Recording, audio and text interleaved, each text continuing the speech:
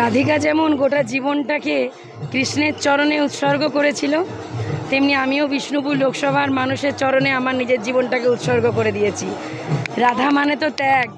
রাধিকার মতন প্রেম কেউ জানে না করতে, রাধিকার মতন ভালোবাসতে কেউ জানে না।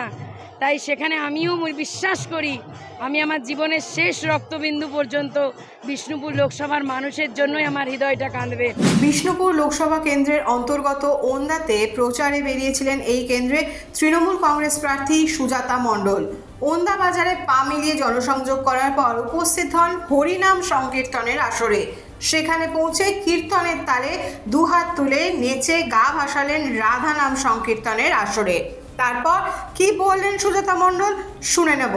কেন নিজেকে শ্রী রাধিকার সঙ্গে তুলনা করলেন তাও শুনবো।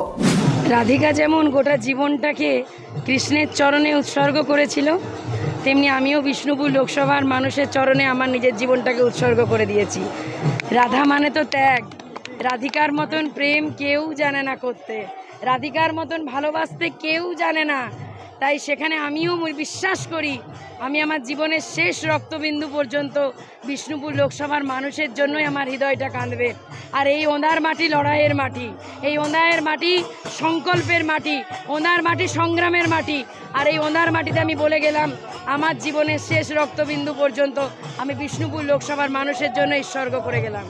খোল বাজাতে বাজাতে মনে হলো কোথাও যেন কোনোদিন তো খোল বাজাইনি, অথচ এত সুন্দর তালে তালে বাজালাম কি করে। তো এটা তো কোথাও রাধাকৃষ্ণের কৃপা।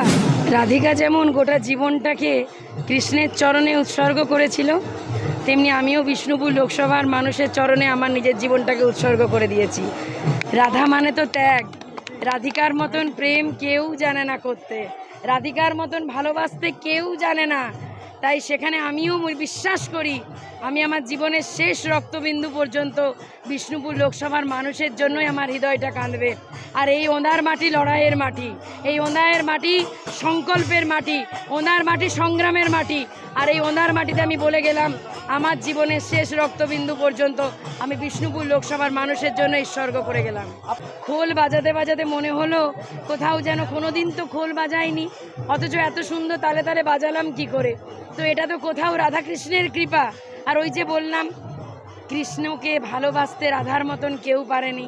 তাই আমার বিশ্বাস যা আজ পর্যন্ত অনেক সাংসদ হয়েছে, তেমনি বিষ্ণুপুর লোকসভাকে আমার তুল্য ভালোবাসতে হয়তো কেউ পারবে না। কারণ আমি জীবনে যতটা ঘাত প্রতিঘাত পার করে এসেছি, তারপরে আমার নিজের জীবনটা আমি উৎসর্গ করে দিয়েছি বিষ্ণুপুর লোকসভার মানুষের চরণে। কারণ রাধা তাই বলেছে, রাধা বলেছে ভালোবাসো ভালোবাসো ভালোবাসো।